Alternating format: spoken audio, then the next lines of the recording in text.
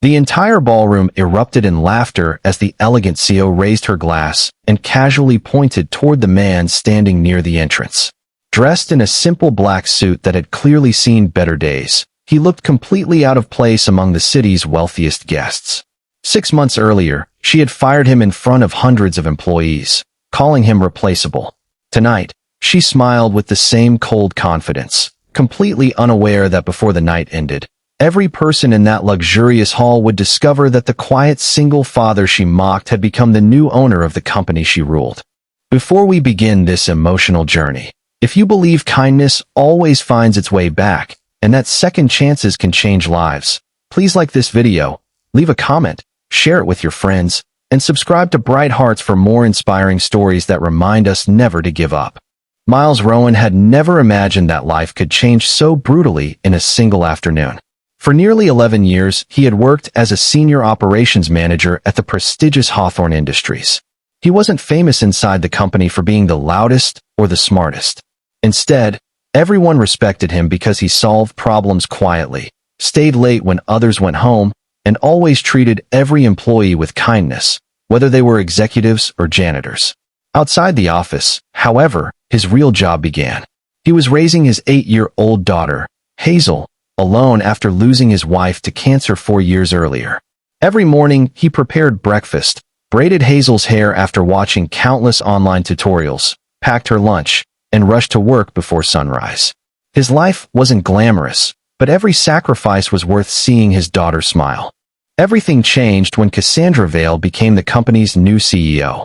Young, ambitious, and obsessed with quarterly profits, she believed emotions were weaknesses and loyalty was meaningless. Within weeks, she started eliminating long-term employees, replacing experienced workers with cheaper alternatives. Miles tried to protect his team by suggesting practical solutions that could reduce costs without destroying families, but Cassandra viewed compassion as resistance. During a company meeting attended by hundreds of staff members, she humiliated him, accusing him of lacking vision and being too emotionally attached to people. Minutes later, she terminated his employment without hesitation.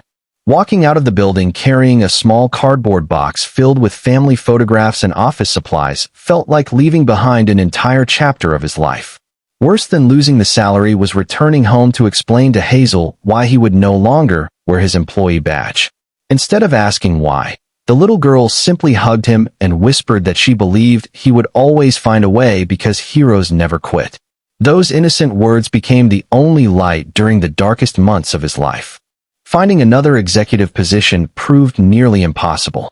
Companies were freezing hiring, bills continued arriving, and savings disappeared faster than he expected. Some nights Miles skipped dinner, so Hazel could enjoy a proper meal without noticing anything was wrong. He secretly sold his expensive watch, his old motorcycle, and even his wedding ring to keep paying rent. Still, every evening he helped Hazel with homework, smiled during bedtime stories, and refused to let her carry the weight of adult worries. One rainy afternoon, while delivering food through a temporary courier job, Miles met an elderly businessman named Arthur Whitmore. Arthur noticed that despite soaked clothes and obvious exhaustion, Miles treated every customer politely and even helped an elderly woman carry groceries upstairs without expecting anything in return. Curious, Arthur invited him inside for tea. Over the next several weeks, the two met often. Miles never asked for favors or money. Instead, he openly shared his experiences about leadership, integrity, and how companies succeed when employees feel respected rather than feared. Arthur listened carefully because he secretly owned nearly 40% of Hawthorne Industries through an investment firm. He had grown increasingly disappointed with Cassandra's leadership after watching profits rise while trust, innovation, and employee morale collapsed. He had been searching for someone capable of rebuilding the company from the inside. The more he learned about Miles, the more convinced he became that true leadership could never be measured by expensive suits or impressive speeches. Meanwhile, Cassandra prepared the company's annual charity gala. The event attracted investors, politicians, celebrities, and business leaders from across the country. Invitations were considered symbols of prestige. When Arthur insisted that Miles accompany him as a personal guest, Miles reluctantly accepted, believing he would simply thank the elderly man for his friendship and leave quietly. The moment Miles entered the magnificent ballroom, whispers spread through the crowd. Several former co-workers recognized him immediately. Some smiled warmly, while others avoided eye contact, afraid of upsetting the CEO. Cassandra eventually noticed him standing beside Arthur and walked over with a confident smile that barely concealed her arrogance. She assumed the struggling single father had somehow become temporary help for one of the wealthy guests.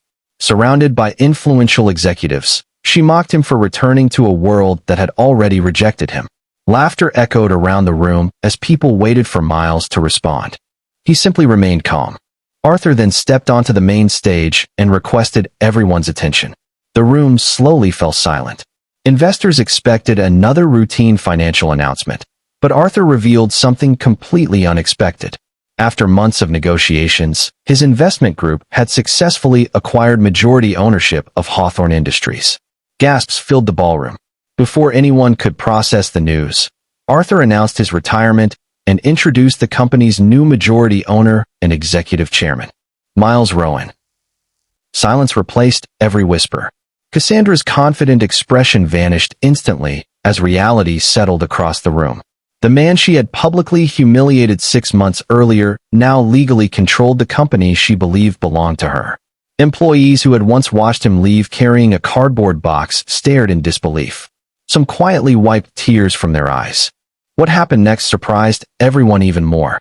Instead of seeking revenge, Miles thanked every employee who had remained loyal during difficult times. He spoke about dignity, honesty, and remembering that behind every employee badge stood a family depending on hope. He announced that layoffs would immediately stop, while independent reviews examined every unfair dismissal. Workers who had been wrongfully terminated would receive invitations to return with restored benefits if they wished.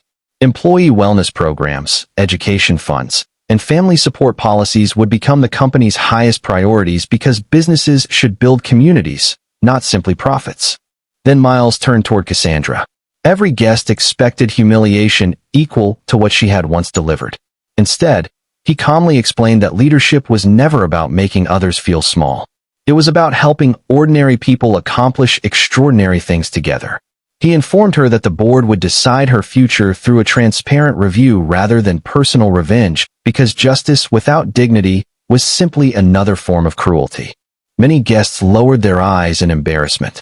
They had laughed only minutes earlier because it seemed easier to follow power than stand beside kindness.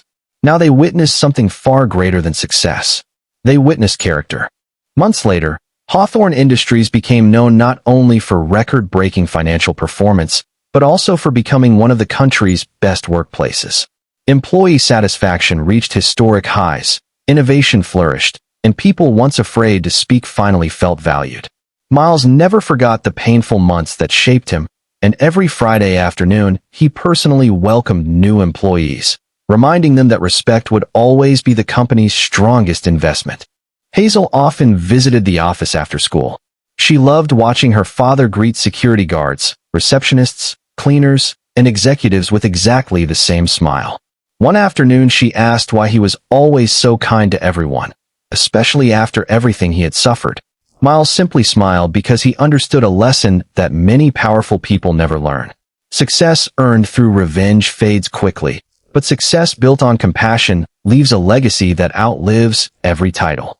If this story touched your heart and reminded you that kindness is never weakness, please like this video, share it with someone who needs hope today, and subscribe to Bright Hearts for more emotional stories that inspire millions. Special request: before you leave, comment below with one word: kindness. If you believe the greatest victory is staying humble when life finally gives you the chance to win. Sometimes, the people the world laughs at today become the very people who teach the world what true greatness looks like tomorrow. And when that day comes, kindness always speaks louder than revenge.